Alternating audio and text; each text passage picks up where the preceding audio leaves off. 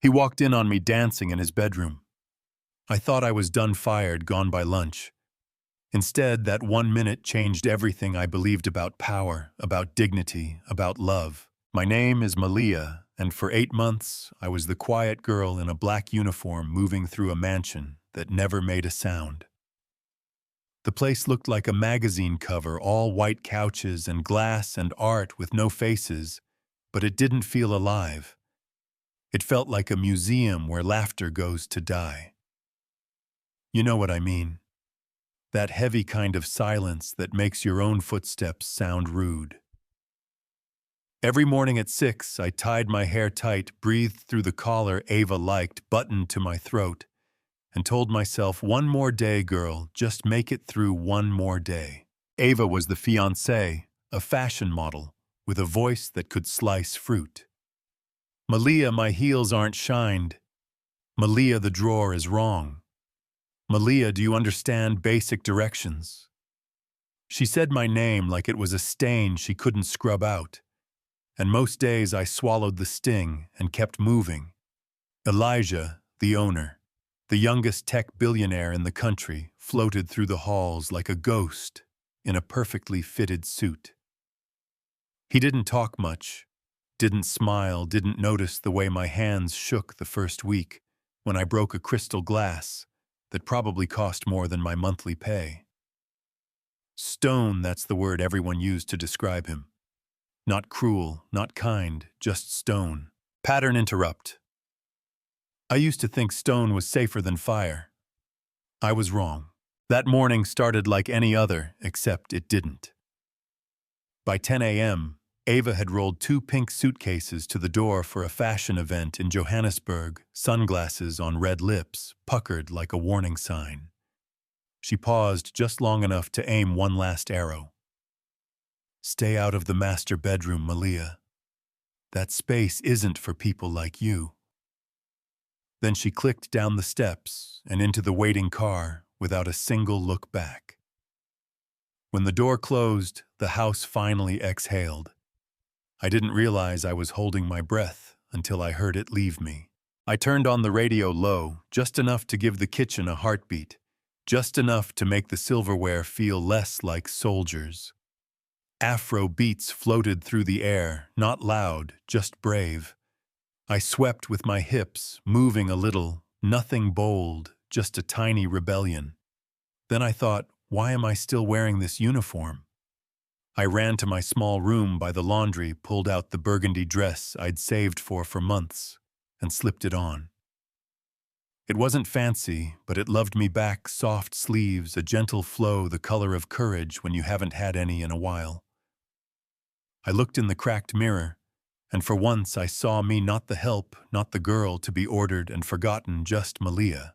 I danced barefoot down the hallway, sang into a wooden spoon like it was a mic, wiped down frames and shelves with a rhythm I hadn't felt since Mama was alive.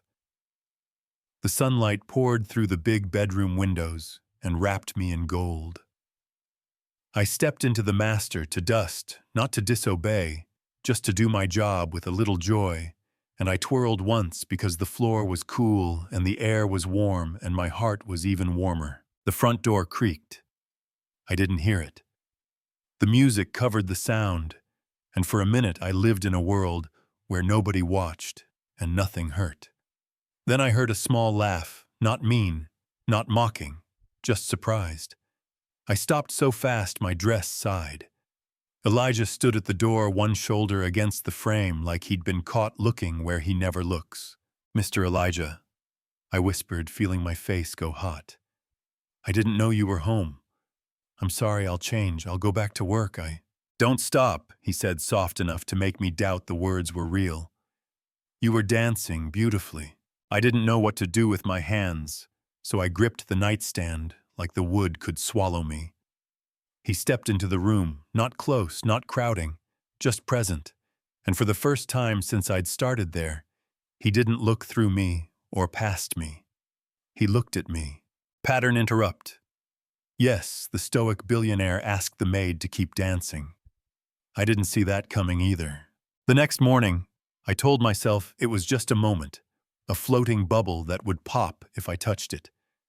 I put the uniform back on, tied the same tight bun, poured his coffee with hands that shook only a little. "Your coffee, sir," I said, eyes down because habits are heavy. He didn't let the cup be the only exchange. "Thank you, Malia," he said. He said my name. Not you, not girl. My name. Something small and stubborn woke up in my chest. "You don't have to call me sir every time," he added. "Respect doesn't always have to sound so formal." "It's how I was taught," I said. And yeah, my voice betrayed me. I moved toward the door. "About yesterday," he started, and the room got very still. "You looked happy. I liked seeing that side of you." "It won't happen again," I whispered. I didn't say that, he said. "Maybe it should." I spent the day walking around my own heartbeat. Later, while I was polishing the hallway frames, he showed up with 2 cups of coffee like we were old friends meeting in a break room. "You looked like you could use a break," he said, and I held the cup with both hands like a secret. We sat on the stairs, not talking for a while, just sharing a silence that for once didn't press on my ribs. "You don't talk much," I finally said. "Neither do you," he smiled. "Quiet people get yelled at less," I shrugged. "Quiet people get hurt less," he answered. And the way he said it made me wonder what he'd had to bury to sound like stone. The house shifted 1 degree warmer. He started noticing things, small things. The way I smelled the fresh bread before I wrapped it, the way I rubbed my thumb along the rim of a clean glass, like I was blessing it before sending it back out. I noticed him noticing, and that felt like a different kind of risk. Then the door flew open 3 days later, and the storm walked back in on heels. Ava's voice got there before her bags. "Where's my Fendi? Why does the floor smell like lavender? Who touched my vanity?" She climbed the stairs like the steps owed her money. I followed hands, clean eyes, steady. She froze by the laundry area, reached for my burgundy dress with 2 fingers like it was contaminated, and held it up as if a jury waited in the hall. "You wore this," she said. Not a question. "It was my off day," I said. "You were gone. I didn't damage anything." "You wore this in this house around my fiancé," she hissed, stepping so close I could count the tiny flecks in her lipstick. "You think a dress makes you someone else? Let me remind you who you are." Her hand rose. Time slowed. Before it landed, a hand caught her wrist. "Elijah." "Don't," he said. Calm, not loud, the kind of calm that makes a room listen. "Not in my house. If it were you, what would you have done right there? Look away and pretend you didn't see, or step in and take the hit that might follow. Do you think that's fair, a slap for a dress and a song?" Ava pulled back, cheeks burning under her perfect makeup. He led her to the study, and I stood in the hall, hugging my arms, trying to keep the heat from spilling out of my eyes. Their voices dropped to low knives. "You're defending a maid now," she said. "I'm asking you to respect people," he answered. The fight ended with a door and footsteps, and a silence that didn't know if it was over or only just beginning. Pattern interrupt. "You think the worst already happened. It didn't. Here comes the twist." An hour later, the intercom buzzed. 2 officers at the gate. Someone had reported a stolen ring, the kind that buys a car, last seen in the master suite. You can guess what story was being set up right. A quiet girl, a dress in the wrong room, a narrative you don't have to work hard to believe if you never learned to look past uniforms. My stomach dropped so fast I had to lean on the wall. The officers were polite, almost apologetic, but the air was already slanted. "Miss, we just have a few questions." I looked at Elijah. He didn't look away, and I was grateful for that one small mercy. "Come in," he said, and then he did something I still have complicated feelings about. After a break-in at another property, he'd installed small cameras in a few common areas. I didn't know. He didn't flaunt it. He simply went to the living room screen and said, Let's watch the last few days before we decide who's guilty. We watched all of it. Me dancing in the burgundy dress, yes, which made my cheeks heat all over again. Me washing it and folding it neatly. Ava in her robe rearranging the vanity, lifting a small jewelry box, tucking a ring into a scarf, then sliding that scarf under a cushion in the guest suite like a magician hiding a coin. We watched her on the balcony, making a call with the city stretched beneath her. We watched her raise her hand to me. We watched Elijah's hand stop it. No one spoke for a long second. The officers looked at each other, then at her. "Ma'am, would you like to change your statement?" one asked as kindly as possible. Ava's face went still. She pressed her lips into a straight line and stared at a spot somewhere none of us could see. "Thank you, officers," Elijah said. "If there's any follow-up, my counsel will handle it."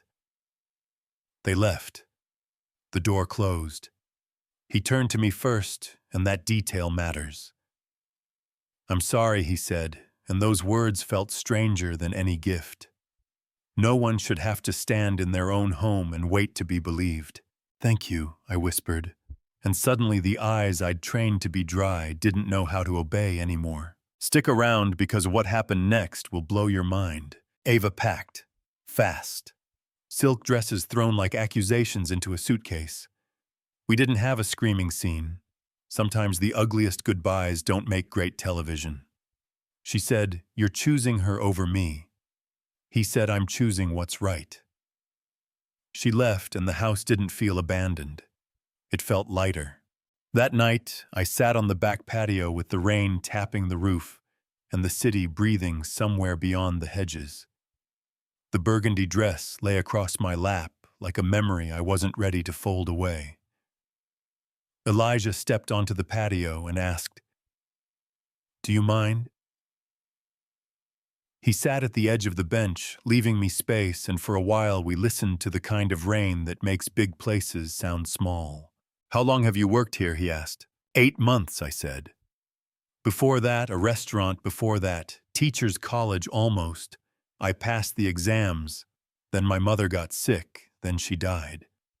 The landlord didn't wait for grief. "I lost my parents at 16, he said, and something in his voice let me believe him. I moved around, built a company because building is easier than feeling. People think money shoos the past away. It doesn't. It just gives you more places to hide from it. You don't act like someone who's been hurt," I said. "That's the trick," he smiled. "You act like stone so people stop asking." "I act like air so people forget I'm even there," I said, and we both laughed at the same sad joke. "You're not invisible," he said, and he didn't say it like a line. He said it like a vow. The next morning he made toast. I know how small that sounds, but in that house a plate of toast he prepared felt like a revolution. "I saved you some," he said, almost shy. "There's extra tea in the pot." I laughed not because it was funny, but because the word kettle coming out of his mouth broke some spell. We ate in the kitchen like two people not trying to impress each other, talking about traffic and taxi horns and why onions fight back when you cut them. "You're slicing like you're scared of flavor," I teased. "I am," he said. "It bites." Later I wore the burgundy dress again, not for an audience, just for me. He saw me in the glass reflection and paused. "You look like someone who belongs here," he said. "Maybe I do," I answered, and for once I wasn't talking about marble floors. I was talking about my skin. "Would you have dinner with me tonight?" he asked, careful. "Not fancy. Just a meal between two people who don't need to pretend." "Yes," I said, because the fear was still there, but the truth was louder. We ate rice and stew at the long table, one candle, no show. The Bluetooth speaker hummed a soft, high-life tune I always played when I needed to feel like my heart still worked. He watched me stack plates and said, "You never finished the dance." "You want me to dance again?" I asked. "No," he said. "I want to dance with you." Yeah, that happened. We were awkward for 10 seconds, then not, and I rested my head on his chest, and he let out a breath like a man who finally shut down a factory, that had been overworking for years. We didn't kiss, not then, not because we were scared, but because we'd already said something bigger with the way we stood there listening to the same small song. The days after that were quiet in a new way. He joined me in the kitchen sometimes, chopping badly, laughing easily. We sat on the balcony at night and told the kind of truths you don't post. I told him about a dream, a daycare with bright walls, tiny chairs, books with fingerprints, a place where children could be loud and still loved. He told me about a night in a cheap room after his parents' funeral when he promised to get so rich pain couldn't find him. "You did get rich," I said. "The pain found a key anyway." "Maybe it was supposed to," I added. "Maybe pain is the teacher that shows us how to love gently." He didn't have an answer, so he just touched my fingers, not a grab, not ownership, just a quiet, "I'm here." Saturday, he paced the living room like a kid waiting to be called on. I walked down the stairs in a simple cream dress with a small gold chain, and the way he looked at me made the whole house warm. "I feel overdressed," I said. "You look like royalty," he answered. "Royalty cleans bathrooms," I laughed. "Maybe this one used to," he said, "but not anymore." He pulled out a small velvet box, and for a second my heart tried to leave my body. "It's not a ring," he said, opening it to a delicate silver bracelet. "Not yet. It's a promise. That this house won't be a prison. That you aren't invisible here. That you belong however you choose to belong." I held out my wrist. He fastened it slowly. "I never thought someone like me." "You're not someone like anything," he said. "You're you. That's exactly who I want." From the corner of my eye behind the curtain, I caught the outline of Ava. She had slipped back in at some point, maybe to reclaim a crown that had already fallen. She didn't scream. She didn't cry. She whispered so quiet the air almost missed it. "He used to look at me like that." And then she walked away. Not like a queen. Like somebody who finally understood the cost of making other people small. Now here's where I need you, because the ending is sweet, and it's messy, and it's complicated, and that's real life. Power is a thing. Class is a thing. A boss falling for the woman who cleans his mirrors is a headline some people write in their heads with a sneer. So we named the risks out loud.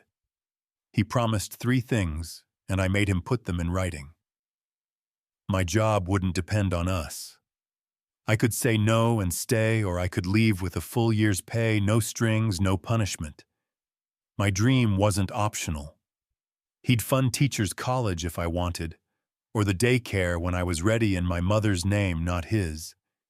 And we would go slow on my timeline with a counselor who had no reason to flatter a rich man.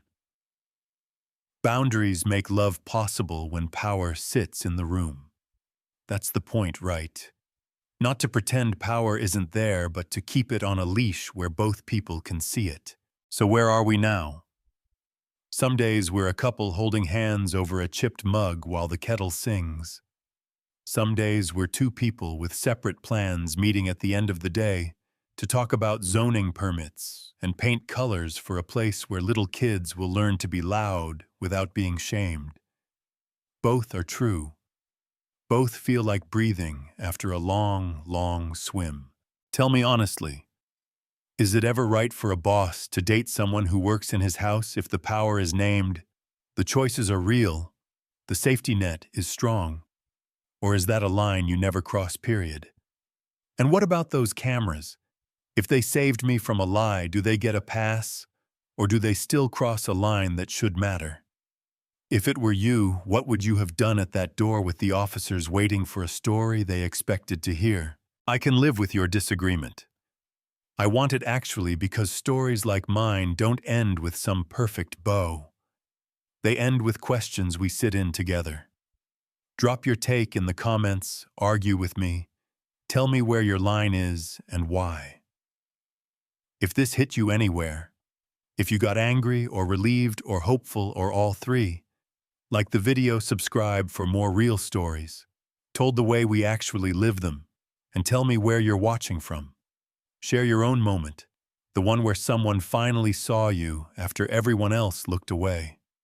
I'll be in the comments tonight, bracelet on my wrist, replying between sips of tea, because sometimes a house starts breathing again when one person decides to dance, and someone else decides to look and say, "Please don't stop."